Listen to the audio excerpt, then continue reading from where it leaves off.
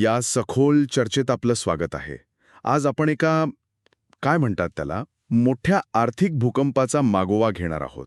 Long term capital management म्हणजे LTCM, एका hedge फंडाच्या उदयाची आणि अस्ताची कहाणी. नमस्कार. हो, ही खरंच एक अशी कहाणी आहे जी आपल्याला विचार करायला लावते.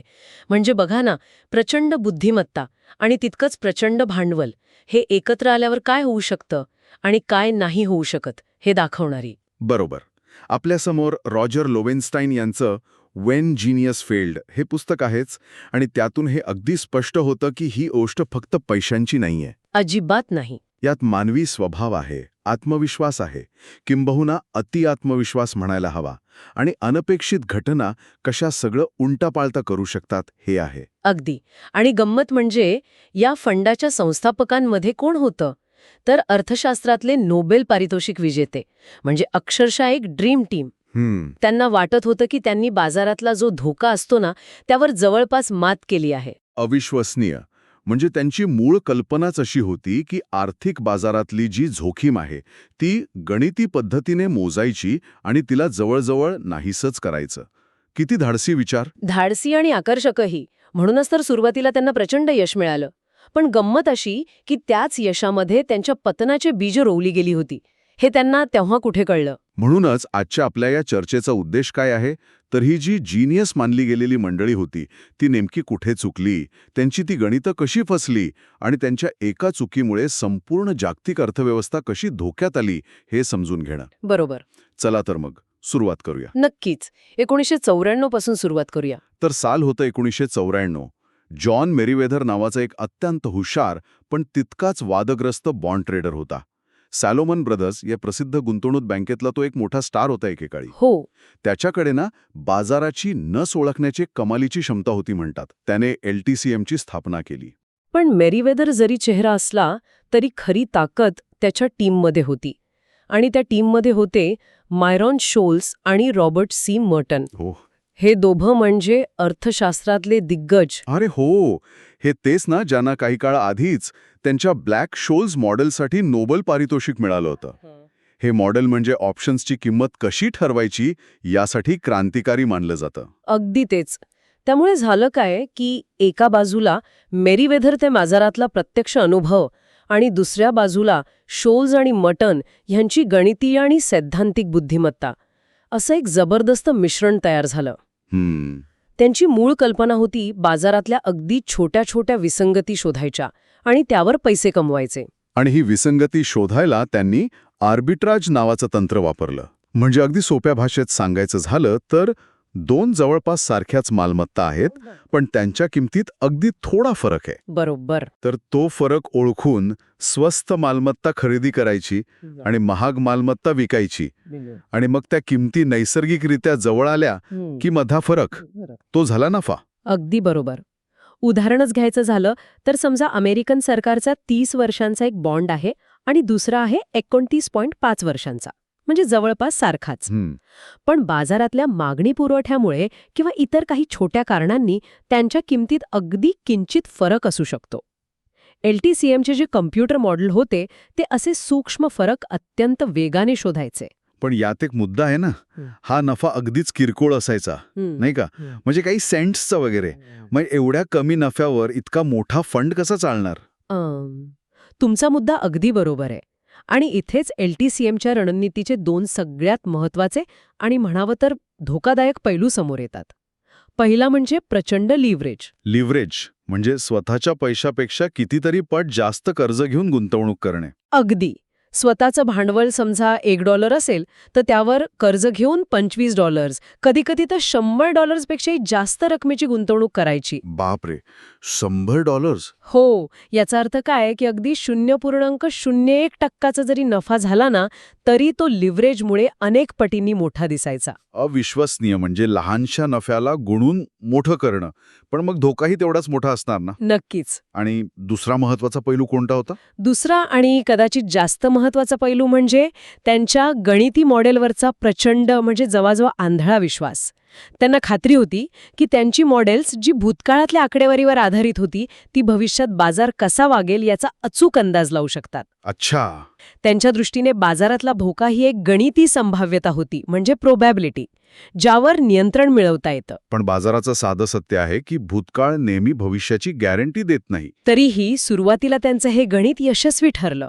पहिल्या काही वर्षांत फंडाने वार्षिक 40% जास्त परतावा दिला. हो ना? हे ऐकून मोठमोठे गुंतवणूकदार, अगदी बँका आणि पेन्शन फंडसुद्धा त्यांच्याकडे आकर्षित झाले. असं वाटायला लागलं की जणू काही त्यांनी पैसे छापण्याची मशीनच तयार केली आहे. हो. आणि याच प्रचंड यशामुळे काय झालं की त्यांच्यात हळूहळू अहंकार म्हणजे ह्युब्रेस म्हणतो ना आपण, तो वाढू लागला. लोवेनस्टाईन त्यांच्या पुस्तकात उल्लेख करतात की फंडाच्या आतल्या काही लोकांनी सुद्धा जेव्हा वाढत्या धोक्याबद्दल सावध करायचा प्रयत्न केला तेव्हा त्यांना उडवून लावण्यात आलं. त्यांना वाटू लागलं की ते बाजारापेक्षा हुशार आहेत आणि ते चुकूच शकत नाहीत. म्हणजे स्वतःच्या बुद्धिमत्तेवरचा विश्वास इतका वाढला की त्यांनी वास्तवाकडे डोळेझाक करायला सुरुवात केली.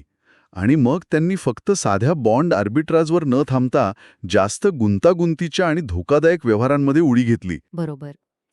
ते इक्विटी पेअर्स ट्रेडिंगमध्ये गेले. ज्या कंपन्यांचं विलिनीकरण होणार आहे त्यांच्या शेअर्समधला फरक बघायला लागले. अनेक वेगवेगळ्या प्रकारच्या आर्बिट्राजमध्ये ते उतरले. पण त्याचवेळी जागतिक अर्थव्यवस्था त्यांच्या मॉडेलच्या कक्षेबाहेरच्या घटनांना सामोरी जात होती. म्हणजे त्यांच्या मॉडेलमध्ये जो डेटा वापरला होता तो साधारण परिस्थितीचा होता.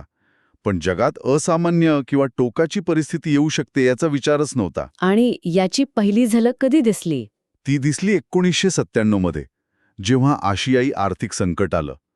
थायलंड, इंडोनेशिया, दक्षिण कोरिया यांसारख्या देशांच्या अर्थव्यवस्था आणि चलनं कोसळली. ओके. ह्या संकटामुळे झालं काय की जागतिक बाजारात अस्थिरता वाढली. गुंतवणूकदारांनी धोका टाळायला सुरुवात केली. याचा परिणाम म्हणून LTCM ज्या किमतींच्या फरकांवर म्हणजे स्प्रेड्सवर पैसे लावत होते ते फरक कमी होण्याऐवळी उलटे वाढू लागले. अच्छा. हे तर त्यांच्या मॉडेलच्या अपेक्षेच्या अगदी विरुद्ध होतं. अगदी. हा पहिला मोठा हादरा होता. एक इशारा होता की त्यांची गृहीतकं कदाचित चुकीची असू शकतात. पण असं दिसतंय की त्यांनी हा इशारा फार गांभीर्याने घेतला नाही, कारण खरा आणि निर्णायक फटका तर अजून यायचा होता. अगदी. तो क्षण आला ऑगस्ट 1998 मध्ये. रशियाने त्यांच्या सरकारी बॉन्ड्सवर डिफॉल्ट जाहीर केला. डिफॉल्ट म्हणजे काय? कर्ज फेडायला नकार दिला? हो. रशियाने जाहीर केलं की ते त्यांचं रुबेलमधलं कर्ज आणि आंतरराष्ट्रीय कर्ज वेळेवर फेडू शकणार नाहीत. ही एक प्रचंड मोठी घटना होती. या एका बातमीने जागतिक आर्थिक बाजारात भीतीची एक प्रचंड लाट उसळली. अरे देवा, कल्पना करवत नाहीये. गुंतवणूकदार सैरभैर झाले असणार. सैरभैर नाही तर प्रचंड घाबरले. त्यांनी धोकादायक वाटणाऱ्या प्रत्येक गोष्टीतून पैसे काढून घ्यायला सुरुवात केली. मग ते रशियन बॉन्ड्स असोत, उदयोन्मुख बाजारातले शेअर्स असोत किंवा अगदी कॉर्पोरेट बॉन्ड्स असोत. आणि हे सगळे पैसे गेले कुठे? हे सगळे पैसे गेले अमेरिकन ट्रेजरी बॉन्ड्स सारख्या सर्वात सुरक्षित समजल्या जाणाऱ्या मालमत्तेकडे. याला फ्लाईट टू सेफ्टी म्हणतात. आणि नेमकं हेच LTCMच्या मॉडेलच्या विरोधात होतं. बरोबर. त्यांची सगळी गणितं तर यावर आधारित होती की बाजार थोड्या वेळाने शांत होईल आणि किमतीतले फरक कमी होतील. अगदी उलटं झालं. हीच ती परफेक्ट स्टॉर्म परिस्थिती होती जी त्यांच्या मॉडेलनुसार जवळजवळ अशक्यप्राय होती. ज्या मालमत्तांमधले फरक कमी होण्याची ते वाट पाहत होते ते फरक कमी होण्याऐवजी आभाळाला भिडले.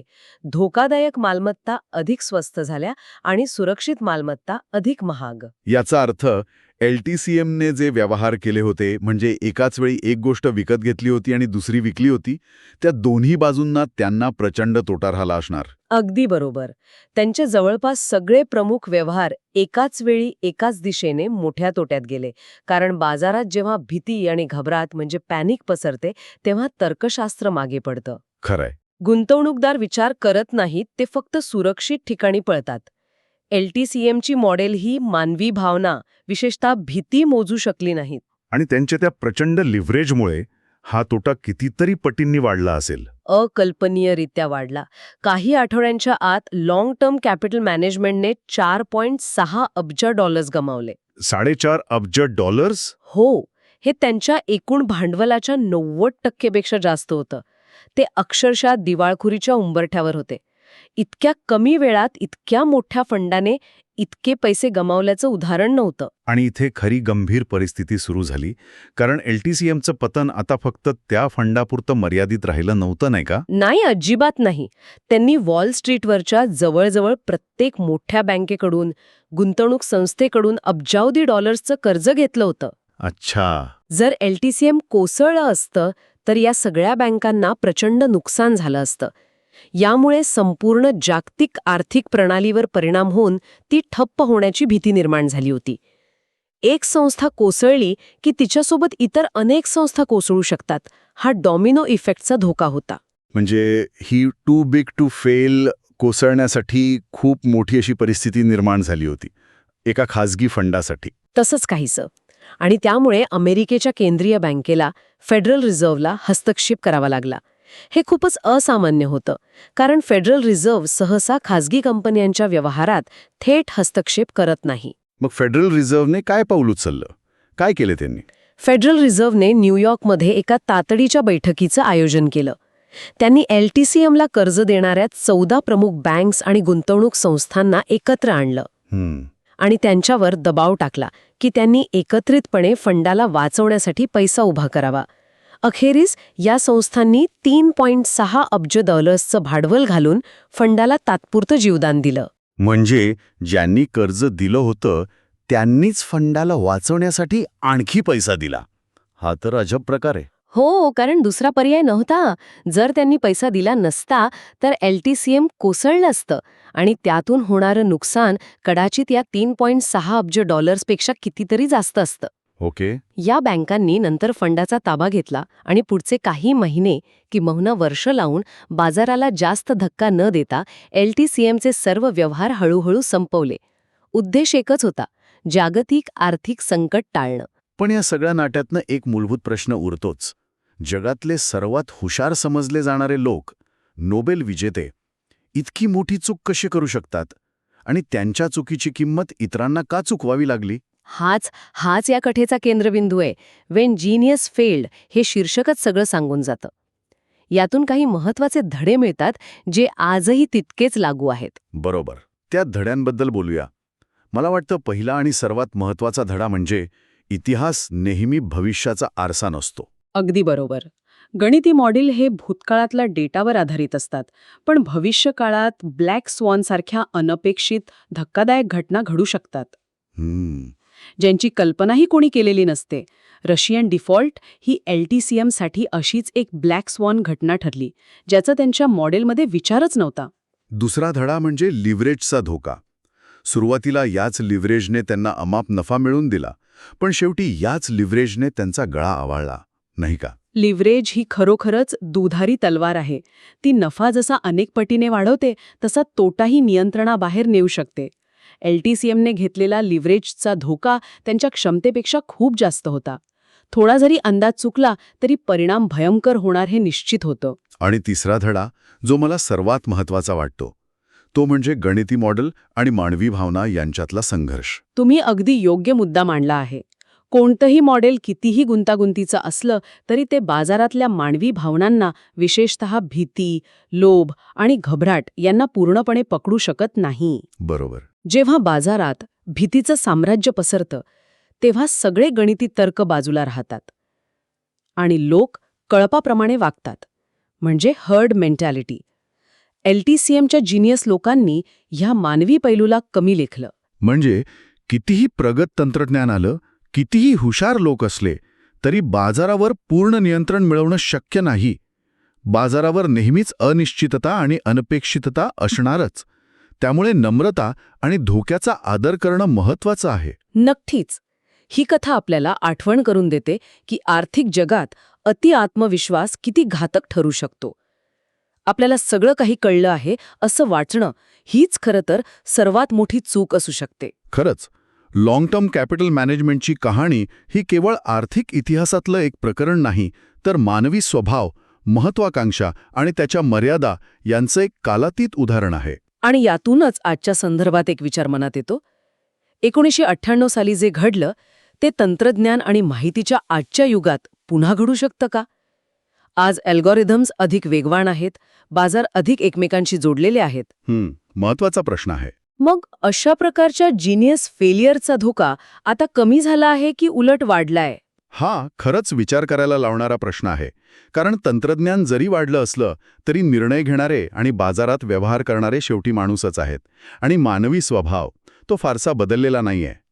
आणि जर धोका वाढला असेल तर मग अशा प्रचंड केंद्रित बुद्धिमत्तेमुळे आणि लिव्हरेजमुळे निर्माण होणारे प्रणालीगत धोके म्हणजे सिस्टमिक रिस्क्स टाळण्यासाठी आज आपल्याकडे पुरेशी नियंत्रणे आणि संतुलन म्हणजे चेक्स अँड बॅलन्सेस आहेत का, हा प्रश्न विचारणं गरजेचं आहे. नक्कीच. या प्रश्नावर विचार करत आजची ही सखोल चर्चा इथेच थांबूया. पुढच्या वेळी आणखी एका रंजक विषयाचा वेध घेण्यासाठी नक्की भेटू. तोपर्यंत विचार करत रहा.